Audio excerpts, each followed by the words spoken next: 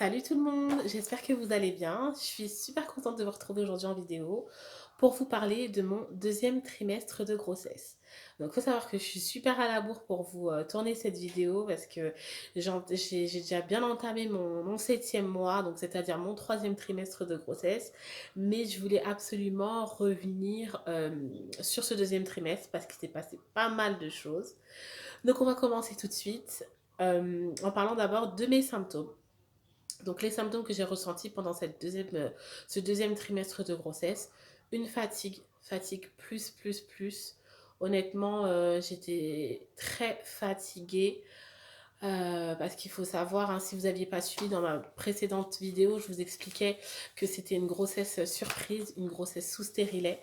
Donc si ça vous intéresse, je vous invite à aller regarder ma première vidéo que j'ai faite où je vous explique tout.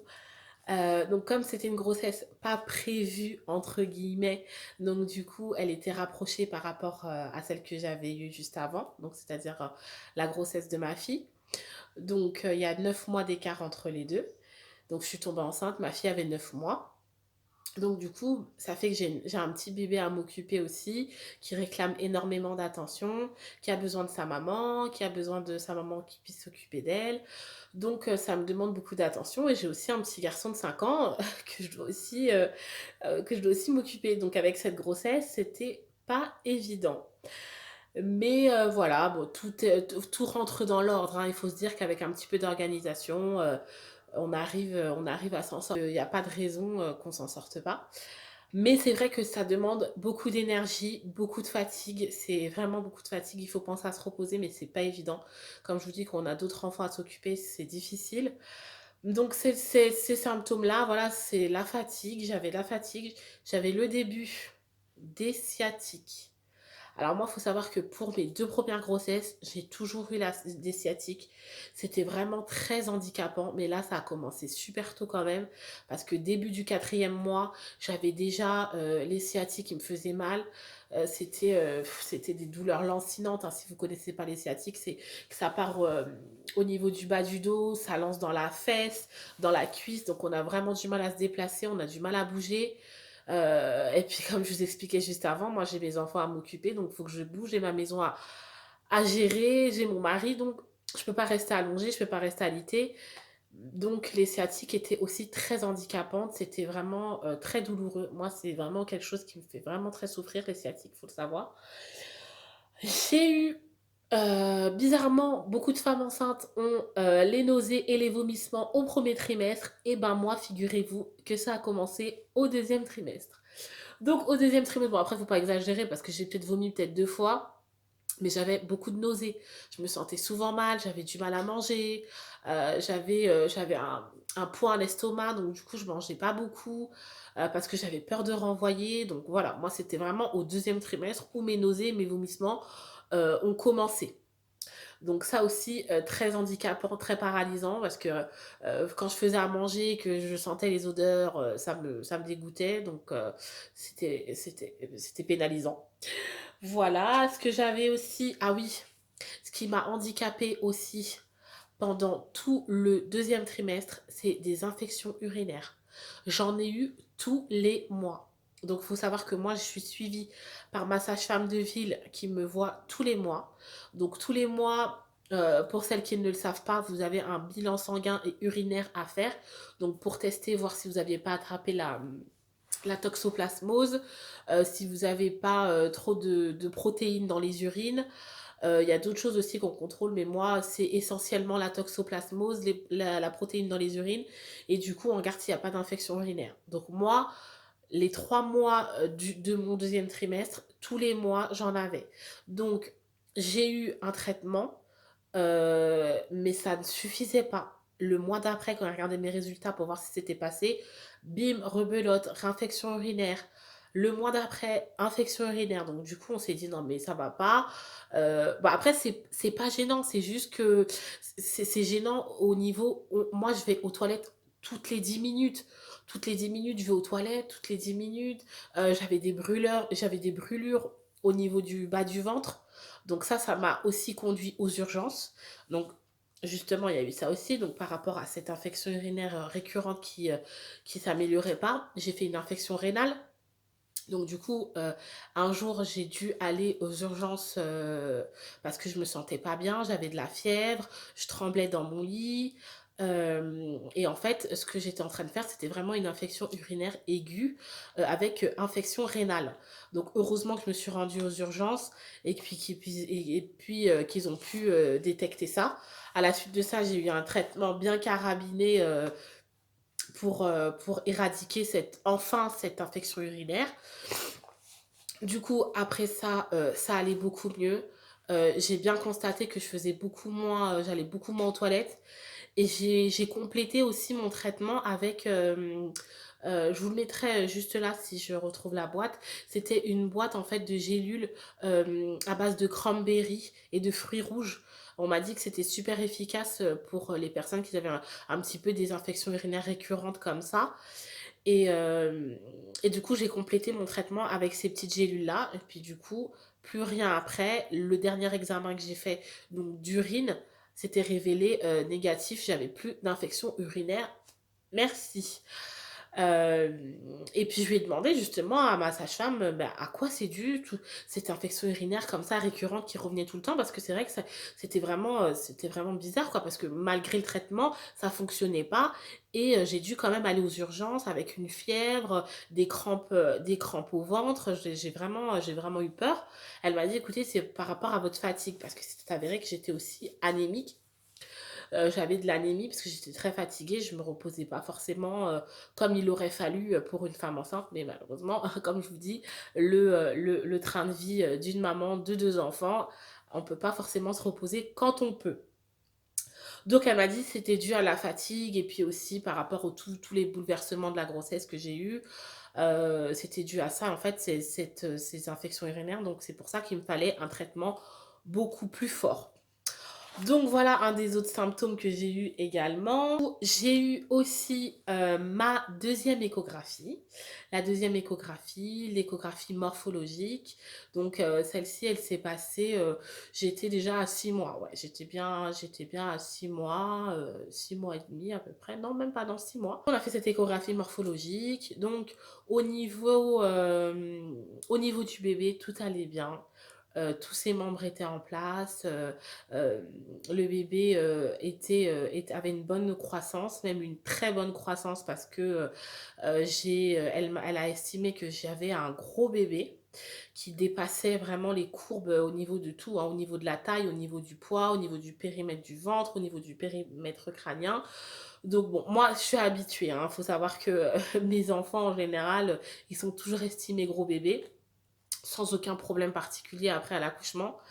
C'est comme ça, hein, je fais des gros bébés. Donc voilà, donc j'étais pas inquiète plus que ça, mais après elle m'a dit qu'il fallait effectivement surveiller. Elle m'a posé la question est-ce que j'avais déjà fait le test du diabète. Je lui ai dit que non, que je devais le faire peut-être 2 semaines après, il me semble. Donc du coup, il y avait ça. Donc, au niveau de l'échographie, effectivement, du deuxième mois, on apprend également le sexe du bébé. Donc nous, on a demandé à savoir, on n'a pas voulu la surprise. Donc, vous saurez ça, à la naissance, hein, bien sûr, quand je vous présenterai, le bébé, je vous annoncerai également le sexe, pas maintenant.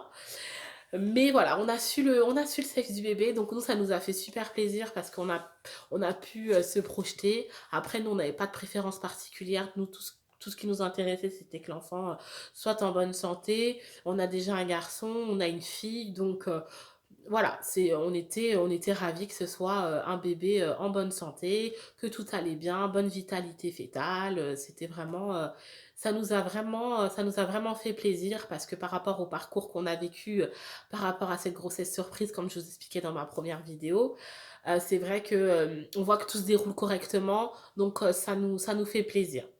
Donc par rapport à ce bébé, qui était effectivement estimé gros bébé, à la suite de ça, j'ai fait, le test du diabète gestationnel pour vraiment être sûre qu'il y ait pas de diabète. Malchance pour moi, J'ai eu le diabète gestationnel, mais je suis vraiment à la limite. Donc, c'est-à-dire que si je me souviens bien, le dernier, c'était par rapport à la dernière prise de sang que j'ai faite, qui était pile poil au taux autorisé. Donc, donc ça, du coup, malheureusement, on est obligé de traiter, on est obligé de surveiller, même si je suis vraiment à la limite, mais on est obligé quand même de traiter. Donc, j'ai un traitement pour le diabète gestationnel. Quand je dis traitement, c'est-à-dire que je dois me piquer 6 fois par jour pour tester ma glycémie. Et puis, je me fais surveiller par un diabétologue et une nutritionniste. Ça m'enchante pas, je vous l'avoue, ça m'enchante pas du tout parce que j'ai autre chose à faire clairement.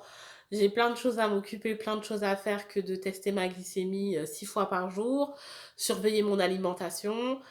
Mais il faut le faire parce que c'est important pour le bébé, c'est important pour moi aussi. Comme ma gynéco m'a expliqué, ça peut engendrer des comas. Et pour moi et pour le bébé, ça peut voilà, nous obliger à faire un déclenchement, pas prématuré, mais un déclenchement, ce que je veux pas du tout. Parce que, comme je vous expliquerai dans une prochaine vidéo par rapport à mon plan d'accouchement, et mon plan de naissance, je voudrais accoucher sans péridurale, je préfère un accouchement naturel. Et c'est vrai que quand on déclenche l'accouchement, les contractions sont plus douloureuses, plus intenses. Donc c'est difficile de se maîtriser par rapport à la douleur. Donc du coup, moi, ça me fait vraiment peur, hein, cette histoire de déclenchement. Donc c'est pour ça que je surveille quand même mon alimentation. Je contrôle ma glycémie et j'ai pas envie d'avoir un gros bébé. Même si effectivement, j'attends la troisième échographie pour voir la croissance du bébé. Si le bébé n'a pas trop grossi aussi. Et voir aussi si le fait que je surveille mon alimentation, que je me pique tous les jours, ça fonctionne. Donc à ce niveau-là, voilà pour le diabète gestationnel. C'est contraignant, mais en même temps, il faut le faire. Donc je le fais. Et voilà pour ce sujet. Ensuite, j'ai eu également une injection de Rofilac. Parce qu'il faut savoir que pour ceux qui ne le savent pas, j'ai un groupe sanguin. En fait, je suis O négatif et mon groupe sanguin n'est pas compatible. Après, je suis pas médecin, je pourrais pas vous expliquer en détail vraiment ce que c'est, mais mon groupe sanguin n'est pas compatible avec celui du bébé. Il peut produire des anticorps qui fait que ça peut être contraignant. Donc du coup, j'ai eu une infection d'antidés pour éviter en fait que mon sang et le sang du bébé se mélangent parce qu'on avait fait déjà une prise de sang pour déterminer le groupe sanguin du bébé qui est positif. Donc positif et négatif, je crois que ça engendre des anticorps. Je ne pourrais pas vous dire exactement, mais voilà. Donc j'ai eu une, une, une piqûre de ce Rofilac. Il y a eu ça. Après ça, on contrôle plus, hein. Après ça, je crois que j'ai encore une autre injection au moment après l'accouchement. Parce que j'ai déjà eu en fait ça. Donc je sais que j'ai encore une injection après à l'accouchement. Après l'accouchement. Ensuite, ce qu'on a commencé aussi à faire, c'est que on a commencé un petit peu à imaginer, enfin à réfléchir avec mon mari à l'organisation de la maison, à comment on allait agencer un petit peu les pièces à l'étage pour les enfants. Donc voilà, on commence petit à petit. Je commence petit à petit à faire du tri dans les vêtements, dans les affaires de périculture que j'ai, ce que je garde, ce que je garde pas, ce que j'ai besoin d'acheter, ce que j'ai pas besoin d'acheter. Je me fais une petite liste sur mon carnet pour après aller acheter ce que j'ai besoin. Après, il faut savoir que j'ai pas besoin de grand chose parce que comme je vous ai dit, ma fille encore bébé, elle a que 16 mois, donc j'ai encore pas mal de choses du moment où elle était bébé. Mais après, il y a des choses qui dataient aussi de son frère, donc voilà, il y a des choses qu'il faut qu'on change. Donc si ça vous intéresse, je pourrais vous filmer une vidéo un petit peu sur mes essentiels puriculture après 3 enfants. Vraiment les essentiels. Si vous êtes intéressé, n'hésitez pas à me le dire en commentaire. Je vous ferai cette vidéo avec plaisir. Ce qu'on a commencé à faire aussi, le choix du prénom. Donc ça, c'est un casse-tête total, hein. Je pense que celles qui sont mamans, doivent le savoir.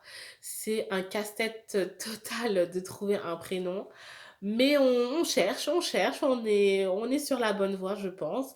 Et puis tout ça, de toute façon, vous sera révélé, au moment de la naissance, quand je vous présenterai, du coup, ce troisième bébé. Donc voilà ce que j'avais à vous dire par rapport au ce 2e trimestre. Plein de rebondissements, mais bon, en même temps, tout va bien, c'est l'essentiel et pour moi et pour le bébé, on se porte bien. Donc on commence enfin, on a déjà bien entamé ce 3e trimestre qui s'annonce, aussi fatigant, mais au bout du bout, il y a l'accouchement et la rencontre avec mon bébé. Donc je suis super contente. Donc moi, je vous fais de gros bisous et je vous dis à très vite dans une prochaine vidéo.